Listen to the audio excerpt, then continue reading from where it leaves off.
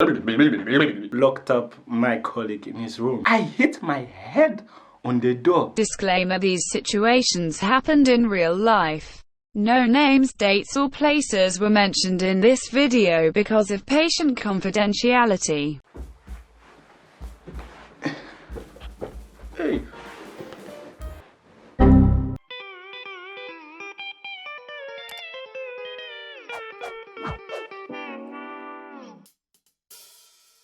Hi, welcome back to my channel. Today we are going to talk about the experiences that I have had in the past during my internships. So the first story is I was sitting next to my supervisor. She was explaining the administration stuff, and all of a sudden I hear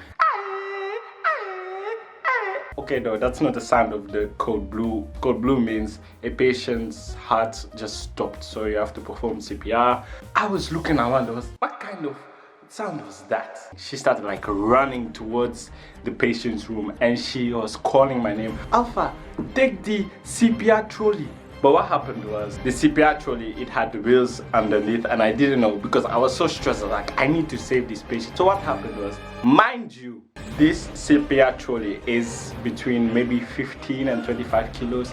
I carried that thing, you know, the Wakanda power came out. I just carried that thing and I started running. I felt like a Tesla, you know. I went from 0 to 60 in 0.2 seconds. I was there so freaking fast. The patient was half on the ground but half on his bed, so we had to carry him with 4 nurses on the bed and perform CPR. My colleagues performed CPR and I and another student were outside just in case the nurses and the doctors needed something else from outside the room. What I remember is the doctor put those pads on the chest, and in my head I was like, okay, I've seen like movies and scenes where the body was like hey, brother. And I thought that shit is fake. So when they gave the shock to the patient, the body went oof, oof, and I just stood there like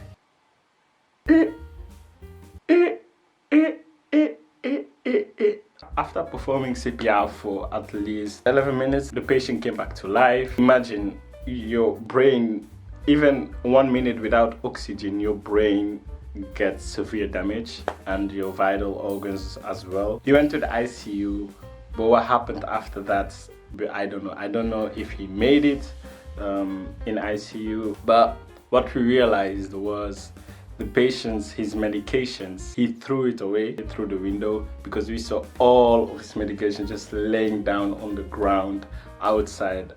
That's when we realized he didn't make it because he didn't take his medication. This situation, unfortunately, I've dealt with a lot of racism during my internships. This patient, it was my first day. Imagine it's your first day. I came in, I introduced myself. Hi, my name is Alpha Boy. And he just looked at me like, and I was like,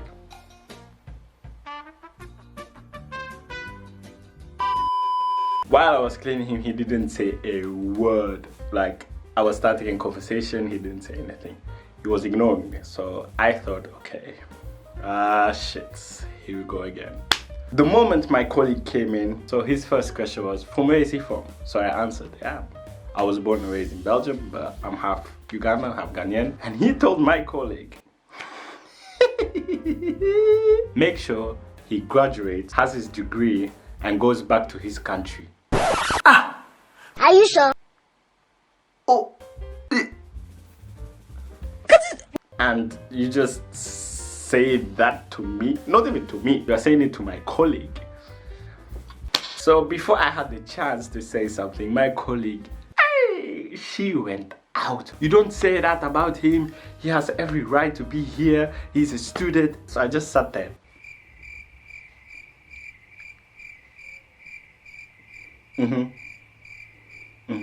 Preach to my colleague. You said everything that I wanted to say. For me, I don't take it personally. nobody was born a racist. I don't take it personally because it's the way he grew up. Maybe the parents didn't like black people. I just stay calm. I always ask the question, why do you hate me? Is it something that you have experienced in the past, that another black guy did something to you and you didn't like? I always try to make sure the person has to reflect on the things that he or she is saying to me. This situation was, I had the evening shift. What happened was, I just came in for a few seconds and I just heard my name. How far, come and help me. I was like, what again? The patient locked up my colleague in his room. How? He has a special door, like the door is a 2, so the upper part is open but the lower part is closed. So what happened was the patient got delusional because of a side effect of a medication. So he was negotiating with me. He told me, if you want your colleague back, I need to see my wife. But his wife passed away a few years ago, so at this moment, it's very important that you as a nurse or nurse student or doctor or whoever you are, you need to stay calm. You have to try and bring them back to reality, because when someone is delusional, they can go far from the reality. So I talked to him for a few minutes, but it didn't go through. So what I did was, I literally opened the door, pushed it, I grabbed my colleague, pulled her back, closed the door, locked it again. But what happened is, this patient is smart because he had a chair. But listen up, the day before, he had a chair in his room, took the chair and climbed over the door and broke his arm and leg. I don't know how that chair came back. Nobody knows how. So he tried that again. So what I did is I grabbed the chair so fast, but mind you, I closed the lower part of the door. So I had to go over, take the chair, but then he took it as well. So he started like pulling, like, go, leave it alone, leave it alone. Hey, no, it's mine, let's go. So I called for help. So we were with 4, mind you, 4 nurses against 1 patient. This patient is hella strong. So we were like pulling up, pulling up, pulling up. But you just hear. So the door slowly was getting broken. The chair was also getting broken. I didn't even start my shift. So someone called the security, but this security guard, I think he was Popeye, because the way he was built, his body. So he came in, he was like, oh, I see the problem. But you know, he used just one arm, took the chair and then ripped it out. And I was like, this man is eating a lot of spinach, oh. The way he just grabbed it with one arm and we were with 4 colleagues and he didn't help. I wish that I was that strong. This man is, I don't know, as tall as my door. He's as big as a buffalo. Where were you 15 minutes ago? We needed you. This situation is just me being a dumbass, stupid ass young man. What happened was, it was the first time seeing this patient. We went to her apartment. All her doors were made of glass. So I was taking care of her wound. She had a skin tear and I really needed a toilet. So I was like, do you mind if I go to the bathroom? She was like, no, it is the first door on your left. So I was like, that is easy, you know. But you know, I ran because I really needed to go to the toilet. I ran and I hit. I hit my head on the door. I didn't break anything. I just hit my head. Yes, so hard. You could see the silhouette of my forehead and my nose.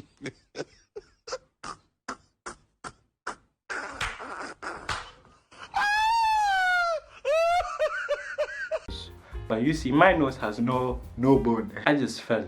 Doop.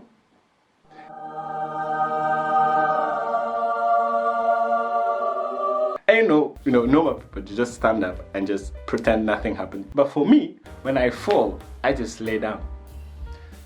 I'm like, nope, I'm good. Just realize how stupid I am.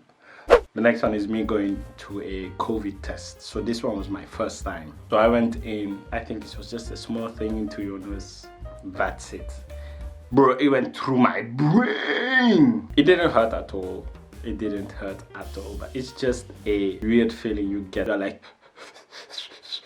what's happening? She went in, she started like twisting, and I don't know what she was doing, and she was like, I can't go in. I was like, huh? What do you mean you can't go in? You see, my nose is as big as the equator of this earth. What do you mean you can't go in? So she tried again, but then I thought you just went in and out. But no! You go in, you twist it 3 times. The way I started crying, it wasn't even me crying, my eyes were just wet. I hope you guys enjoyed the story time. At the end of the day, I love this job. I'm there for my patients. You know, I don't care if I get stabbed into my back or get shot into my leg. I will be there 24/7. Although it's not possible to work, but you know what I mean. Please make sure to like, share, and subscribe to my channel.